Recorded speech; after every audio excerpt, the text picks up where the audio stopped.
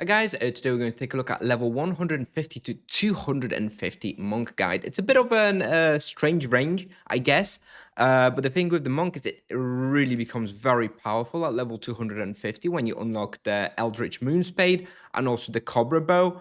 Hence, I thought I would do a split of the levels like this because from level 250 the game really changes. So in this level we'll just cover the 150 to 250, and in the next guide I guess we'll cover 250 to 400.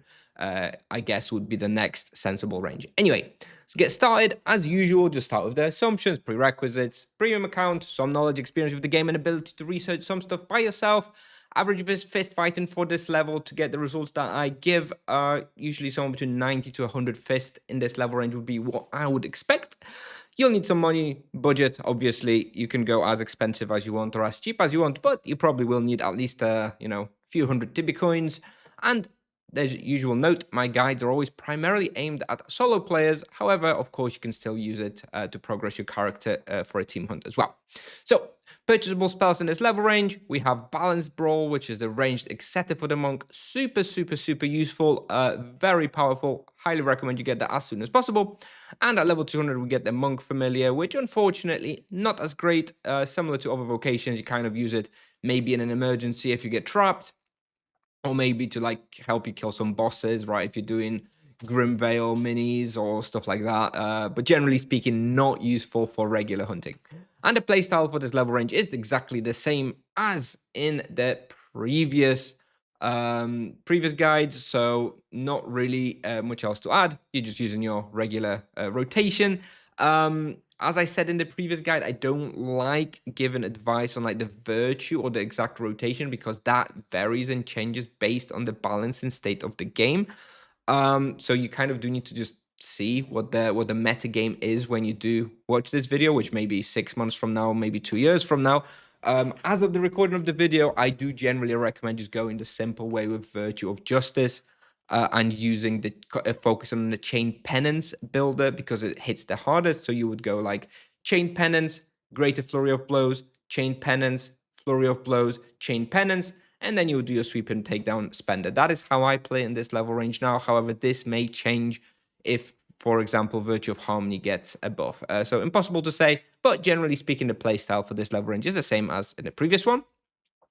With regards to the Shrines, the Way of the Monk quest, there's actually none in this level range, so you're free. You don't actually have to get any. There is the level 151. I already covered that in the previous guide. That one is at the Barkless quest, so you can consider getting that one if you haven't already. Moving on, for imbuements, this is the recommended imbuement setup now in this level range. At this level, you really do need to just have powerful imbuements. It's kind of not really a true game if you don't have powerful imbuements yet. Get them from your friends, get them from another character, whatever. Make sure you get for powerful imbuements. In helmets, I recommend definitely 1x Powerful Void and also 1x Powerful Fist if it's a 2-slot helmet. For weapons, you need to go Void and Strike in 2-slot weapons, and Vampirism if it's a 3-slot weapon. In this level range, that will just be the Destruction weapon. And for armors, you need to have Vampirism and then also a powerful Elemental Protection if you have a 2-slot armor. With regards to the specific equipment pieces that you'll be looking at in this level range, I first of all recommend checking out TibiaPal.com/equipment, which has a full list of all the items for the monk and will be updated with all the future updates in case you're watching this video in far into the future. But anyway, here is the existing current recommendation for the weapons you'd be using. The Drachiku. Technically, you also have the depth claws for level 135, which are slightly better than the Drachiku. However, they are very rare and difficult to get, so I can't exactly really recommend them. But that would be a good weapon to have as well. For Earth, you've got the Bambus Joe from level 150. It's probably pretty expensive because it drops from Ratmeral, so it's quite rare. However, there's not really that many respawns in this level range that really require the Earth weapon anyway, so it doesn't really matter if you can't get it, but that is the best Earth weapon in the level range. For physical, you've got Pair of Iron Fists from level 80 to level 200, and at level 200, you upgrade to the Nunchaku of Destruction. With regards to the helmet, your default helmet remains the Coned Hat of Enlightenment. However, you do unlock a Dark Vision Bandana at level 180. Now, the Dark Vision Bandana, the default version of the item, is actually worse than the Coned Hat of Enlightenment. However, the Dark Vision Bandana has 2 imbue slots. So if you imbue it with Powerful Fist, it actually becomes a tiny bit better. However, given how strong Chained Penance is currently in the game, unless it gets nerfed, I actually recommend just sticking with the Coned Hat of Enlightenment until even higher level. I don't think it's better than the Bandana in the current state of the game. However, long term, I expect Chained Penance to probably be nerfed a little bit, at which point using the Dark Vision Bandana with the powerful Void and powerful Fist imbuement will likely be better than the Coned Hat of Enlightenment. For armors, you have the defensive option, which is the Dwarven armor with 2 imbue slots. You can imbue an elemental protection. So if you're hunting something difficult, like say Grim Reapers at 150 or like Asura Palace at 220, you may want to be using the Dwarven armor. However, the other default option is the Gnomish Koiras from level 150, which is what I mostly used in this level range. You also have the Def Oiroi at 230. Personally, I didn't get it. I didn't really find much need for it. However, it's there if you think you will benefit from it. I think it's probably okay using that at like Asura Palace and Mirror where there's a lot of death damage, or at like where Hyenas. It's probably okay as well. Personally, I don't think it's really all that worth it. For the legs, you have the Dwarven legs as the defensive option. Again, for like Grim Reapers, very, very good. However, you also have the Jade legs from level 210, which have a few pieces of mantra, few values of mantra. I don't know how to say that, but basically they do protect from elemental protection, so they become pretty good and also have more damage offensive bonuses for the monks. So you can consider getting those, but it doesn't really matter. They're not like that amazing. For the boots, the Gnomish foot wraps are level 150, very, very good. Very good boots. Actually, highly recommend you get those. They will last you a very long time. For amulets, you've got the options of Werewolf Amulet and Collar of Orange Plasma. And I did actually forget to mention, you also have the Maroodery Bruche at level 220 plus, which is also incredibly good, and I highly recommend you splash out the cash for that one as well.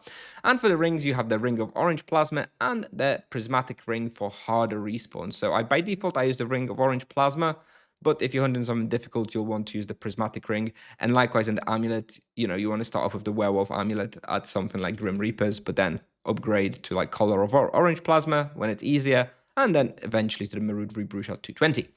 With regards to the quests, quite a few things you can be focusing on in this level range. You've got the Killing of the Name of Task quests, obviously still. You've got the Banuta Medusa Tower wand, you've got Drakens, and you even have Sea Serpents in the Seacrest Ormond area.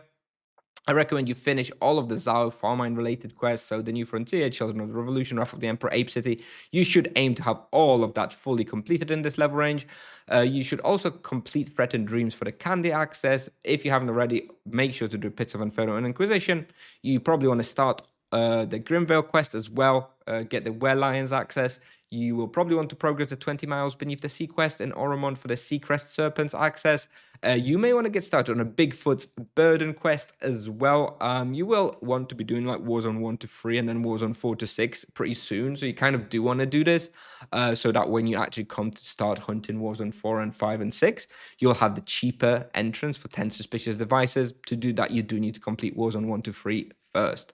Also recommend you can start thinking about progressing the Forgotten Knowledge bosses sometimes. If there's a team going on your server, you could consider joining. You're probably strong enough to do most of these now.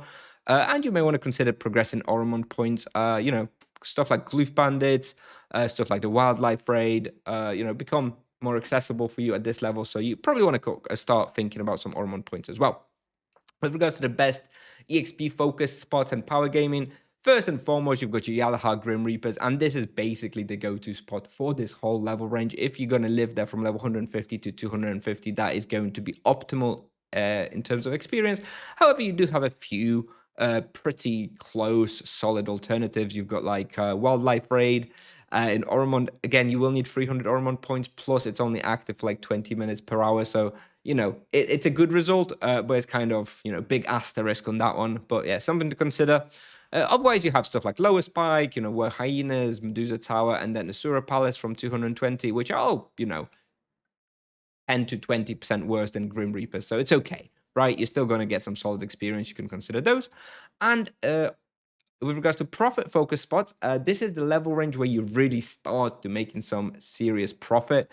You're not using very many supplies. You become more and more efficient. So yeah, there's tons of places where you're going to be making like 500 to 600k profit per hour at this level. So that's great. And this only gets better, by the way. By the time you like level 3 to 400, you're going to be making like 1kk per hour everywhere. So yeah. Anyway, this is all I had for you today, guys. If you want any more suggestions, I recommend you check out TibiaPal.com/hunting. I have all these suggestions and more for all vocations. I keep that updated basically all the time as I go through the game. I find some new spots. I update the values. If there's any nerfs and stuff, I go back to TibiaPal and I downgrade the results if needed. So that is all, like, basically the best source, most up-to-date source always for the expected results for me from different spots. Obviously, the asterisk on that one is that I'm a pretty experienced player, so I tend to play pretty efficiently and effectively.